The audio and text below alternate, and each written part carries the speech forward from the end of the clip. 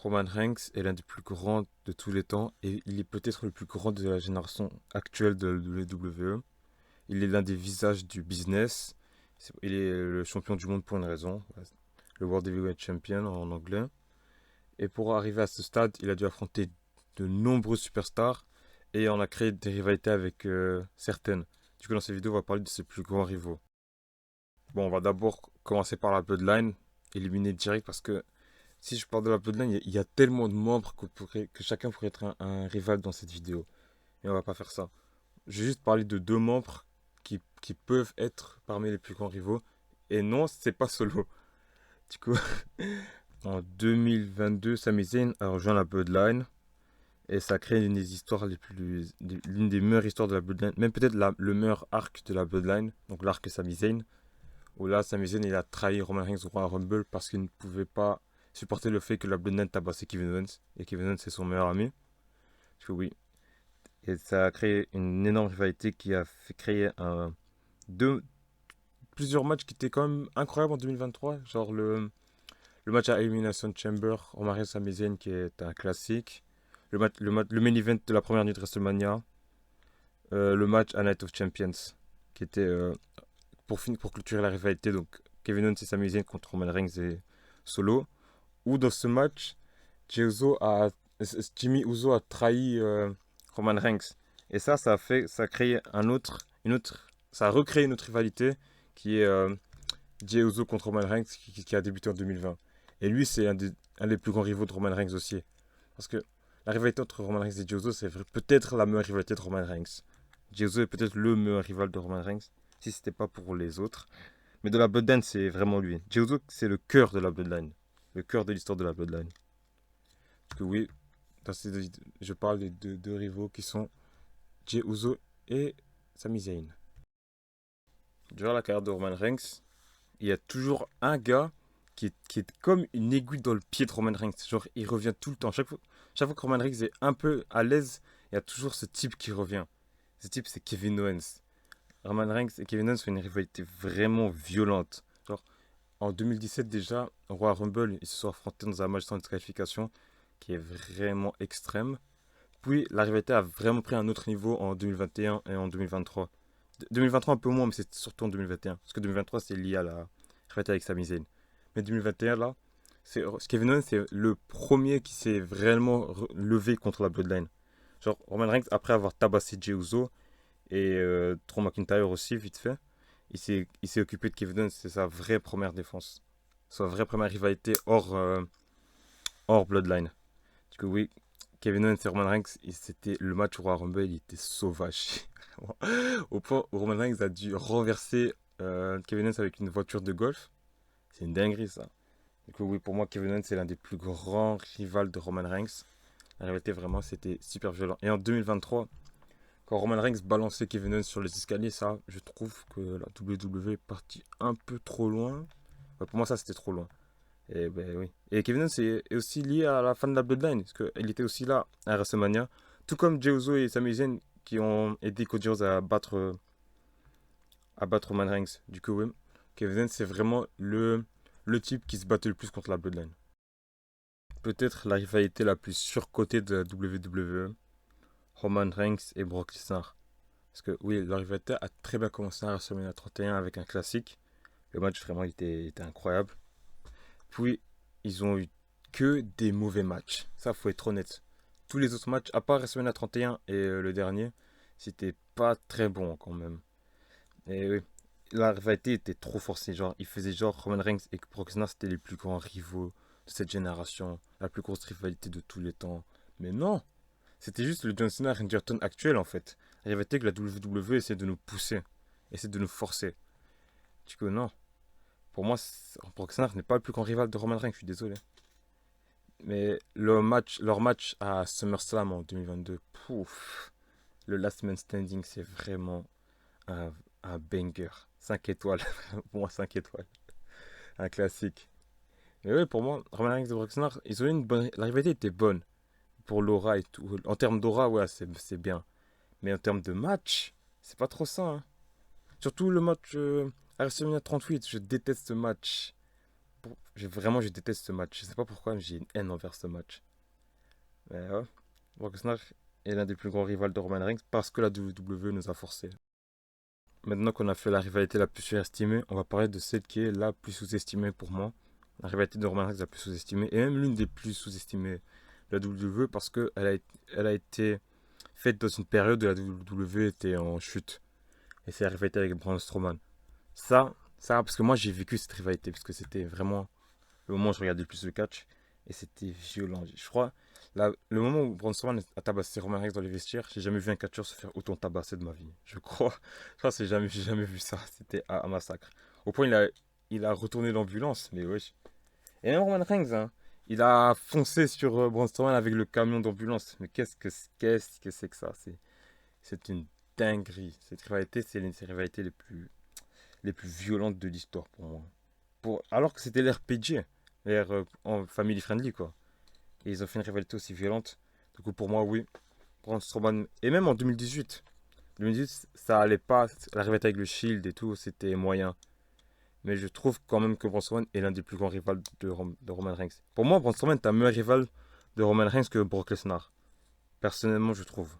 Parce que Brock Lesnar, c'est un peu forcé. Et alors que Braun Strowman, c'était plutôt organique, c'était naturel. Ils étaient rivaux parce que c'était bien en fait.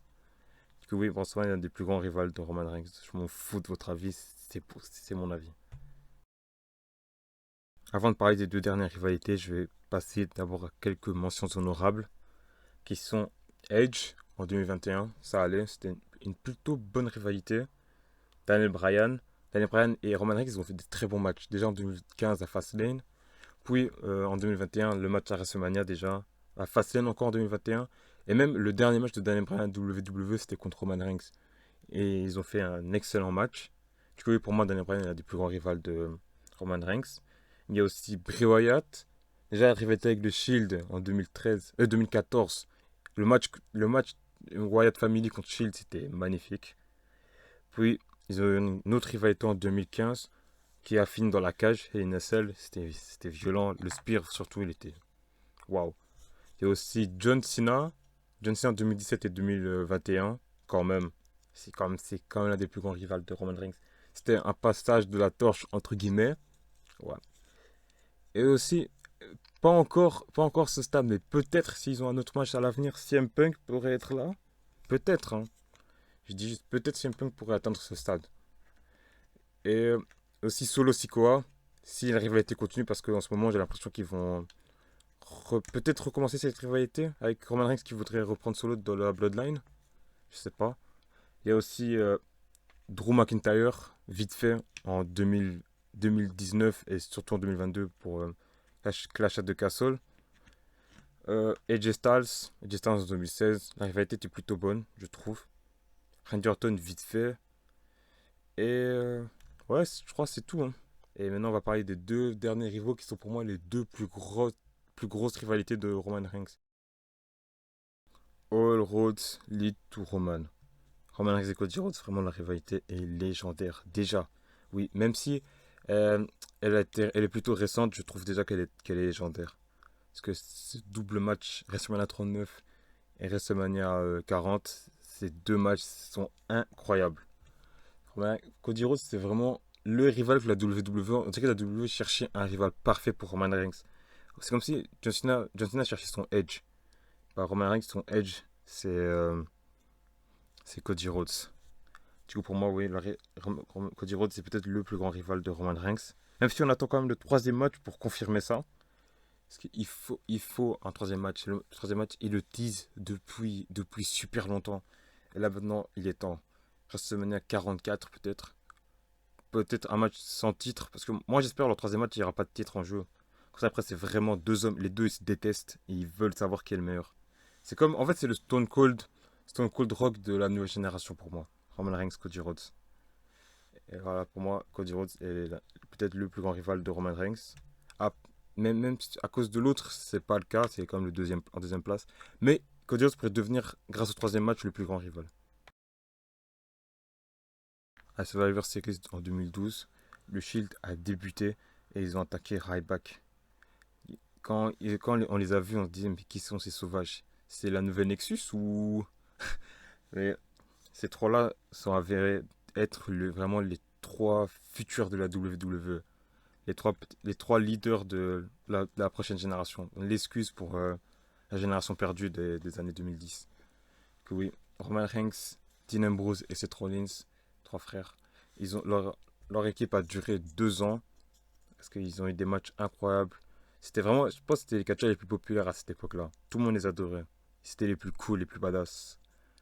Mais en juin 2014, tout, tout a déraillé quand Seth Rollins a décidé de vendre son âme et il a trahi ses frères.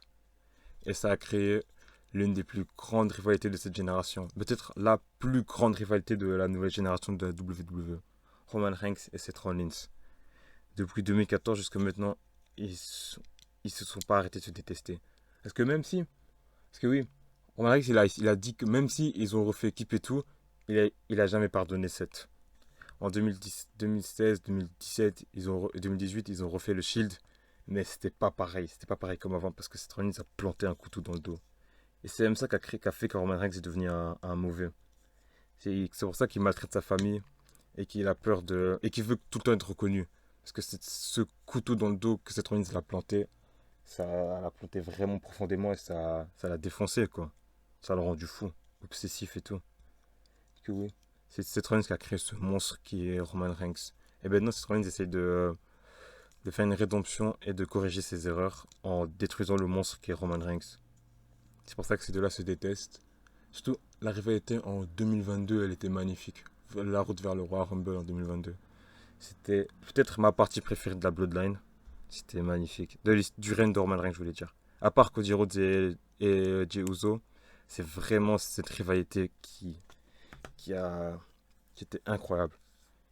Et, et après, en 2024, Seth Rollins s'est sacrifié carrément. Il a corrigé ses erreurs en se sacrifiant pour éliminer le monstre qui est Roman Reigns.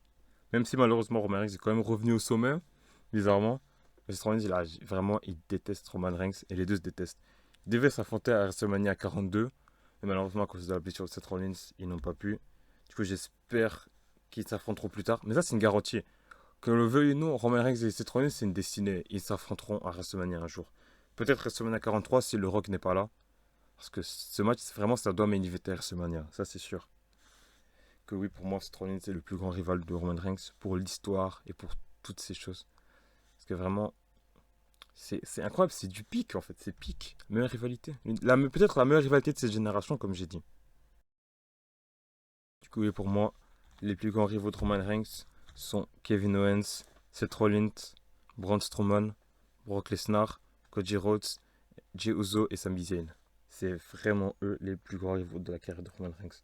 Et du coup, ouais, c'est bon. J'ai fini la vidéo. Merci d'avoir regardé. Commentez si vous êtes d'accord ou si vous n'êtes pas d'accord. Dites vos avis. Likez la vidéo, abonnez-vous. Et je vous dis à la prochaine.